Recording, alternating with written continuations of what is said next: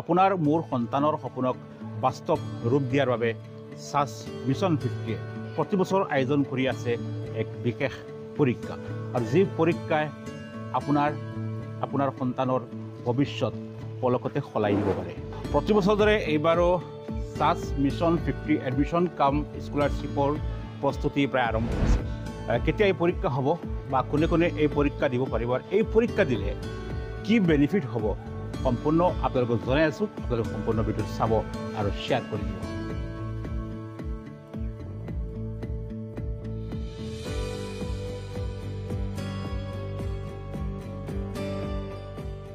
মোৰ লগত বৰ্তমান আছে SAS mission 50 director Habibur Rahman আমি তেখেতৰ পৰা জানিম কি এই SAS মিছন 50 এই পৰীক্ষা দিলে কি বেনিফিট হ'ব আপোনাৰ বা মোৰ সন্তানৰ বা ইয়াৰ পৰা কেনেদৰে উপকৃত হ'ব SAS মিছন 50 কি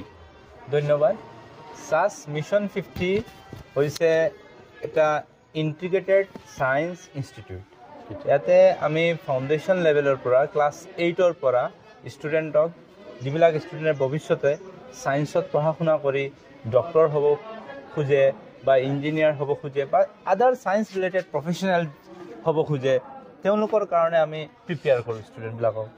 আৰু নীট জেই এইবিলাক CUET অলিম্পিয়াড সায়েন্স অলিম্পিয়াড সেইবিলাকৰ কাৰণে প্ৰিপেয়াৰ কৰোঁ যাতে ভৱিষ্যত তেওঁলোকৰ লছ নহয় এই পৰীক্ষাটো দিলে কি বেনিফিট হ'ব ছাত্ৰ ছাৰ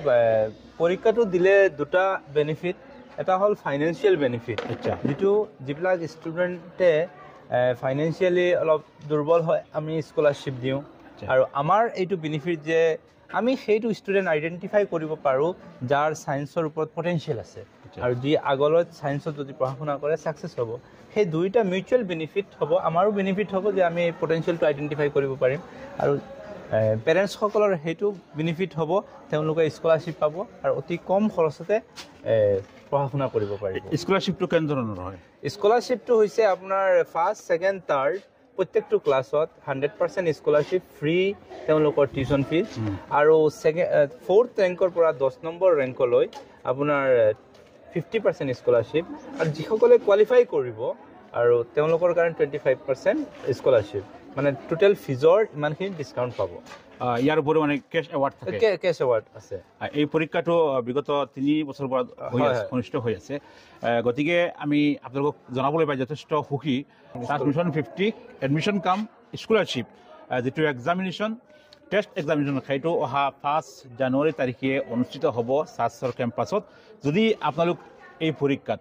দিবলৈ ইচ্ছুক তেনেহ'লে আমি স্ক্ৰীনত নাম্বাৰ দি দিছোঁ ইয়াত যোগাযোগ কৰিব পাৰিব আপোনালোকে অনলাইন ৰেজিষ্ট্ৰেশ্যন কৰাৰ সুবিধা আছে বা পৰীক্ষাও অনলাইন অফলাইন দুইটাতে হ'ব অফলাইন বা আপুনি অসমৰ য'তেই নাথাকক কিয় অফলাইন বা অনলাইন আপুনি পৰীক্ষাত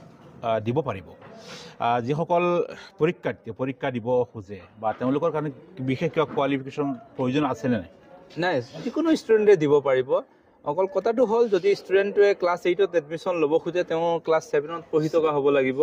আৰু 9ত এডমিশ্যন ল'লে 8ত টকা হ'ব লাগিব আৰু 11ত এডমিশ্যন ল'লে তেওঁলোক ক্লাছ 10ত এইবাৰ এপিয়াৰ হোৱা ষ্টুডেণ্ট হ'ব তাৰমানে 8 7 আৰু 10 এইটো কেম্পাছৰ কাৰণে আৰু আমাৰ বৰহাউৰ কেম্পাছত 6 আৰু 7ত কাৰণে এডমিশ্যন হ'ব যিসকলে এপিয়াৰ কৰিব বা পিছত পাছ কৰিব তেওঁলোকে এডমিশ্যনৰ ক্ষেত্ৰত 50% ৰেহাই পাব এনেকুৱা নেকি নিয়মটো স্কলাৰশ্বিপ কেনেধৰণৰ যদি 10 নম্বৰ ৰেংকৰ ভিতৰত থাকে তেওঁলোকে 50% পাব ফাৰ্ষ্ট ছেকেণ্ড থাৰ্ড 100% পাব ৰেহাই আচ্ছা ফাৰ্ষ্ট ছেকেণ্ড থাৰ্ড 100 সম্পূৰ্ণ ফ্ৰী 10th ৰেংকলৈকে 50% গতিকে মই ভাবোঁ বিশেষকৈ মেধাৱী আৰু আৰ্থিকভাৱে দুৰ্বল ছাত্ৰ ছাত্ৰীৰ কাৰণে যথেষ্ট এইটো এটা সৌভাগ্যৰ কথা এটা সুখবৰ বুলি ক'ব পাৰি হয় লাষ্ট আমাৰ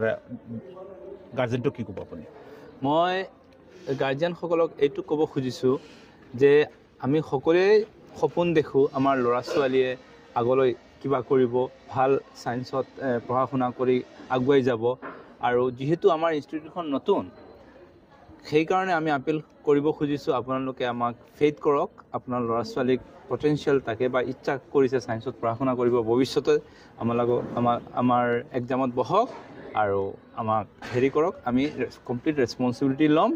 আৰু আগুৱাই যাব আৰু অলৰেডি আপোনালোকে ৰিচেণ্ট আমাৰ ৰিজাল্টটো পাইছে দুই এটা যিটো আমাৰ ইণ্টিগ্ৰেটেড কাৰিকুলাম নাছিল কিন্তু আমি যিহেতু ইণ্টিগ্ৰেটেড কাৰিকুলাম ষ্টাৰ্ট কৰিছোঁ আপোনালোকে সোনকালে ৰিজাল্ট পাব আচ্ছা ইণ্টিগ্ৰেটেড কাৰিকুলাম যিটো সহজ ভাষাত কি হ'ব মানে ইণ্টিগ্ৰেটেড এইটো হৈছে তেওঁলোকে ডাইৰেক্ট স্কুলিং যিটো আমি যেনেকুৱা সেৱা হওক বা কাউন্সিলৰ হেৰি হওক কোৰ্চ এই স্কুলিঙৰ লগতে কম্পিটিটিভ এক্সাম যিবিলাক মেডিকেলৰ এণ্ট্ৰেঞ্চ হওক ইঞ্জিনিয়াৰিঙৰ এণ্ট্ৰেঞ্চ হওক ছায়েন্স অলিম্পিয়াড হওক সেইবিলাক কম্পিটিটিভ এক্সামৰ প্ৰিপেৰেশ্যন একেলগে লগতে দিয়া হয় গতিকে যথেষ্ট ভাল কাৰণ হঠাৎ কোনোবাই প্ৰস্তুতি লোৱাতকৈ আগৰ পৰা প্ৰস্তুতি লৈ অহাটোৱেই তেওঁৰ কাৰণে যথেষ্ট কষ্ট কম হ'ব আৰু মই ভাবোঁ প্ৰত্যেকজন ষ্টুডেণ্টৰ কাৰণে সফল হ'ব আমি সাচ মিছন 50 কি বা ডক্টৰ হবিবুৰ ৰহমান কোন হয় তেখেতে কিয় লাখ টকীয়া চাকৰি প্ৰত্যাখ্যান কৰি ইয়াত আহি এনেকুৱা এখন স্কুল খুলিলে সবিশেষ পৰৱৰ্তী ভিডিঅ'ত আপোনালোকক জনাবলৈ চেষ্টা কৰিম আপোনালোকে নিশ্চয় জানিবলৈ পাব আৰু শুনিলে আপোনালোক আগ্ৰহী হ'ব কাৰণ এইগৰাকী হবিবুৰ ৰহমানে উচ্চ শিক্ষা লাভ কৰি তেওঁ যথেষ্ট দেশ বিদেশৰ পৰা তেওঁলোক অফাৰ আহিছিল চাকৰিৰ কাৰণে কিন্তু সেইবিলাক তেওঁ নাচাই সেইবিলাকৰ প্ৰতি তেওঁ দুৰ্বলতা প্ৰকাশ নকৰি তেখেতে নিজৰ অঞ্চলক নিজৰ ৰাজ্যখনক শিক্ষাৰ ক্ষেত্ৰত আগুৱাই লৈ যোৱাৰ বাবে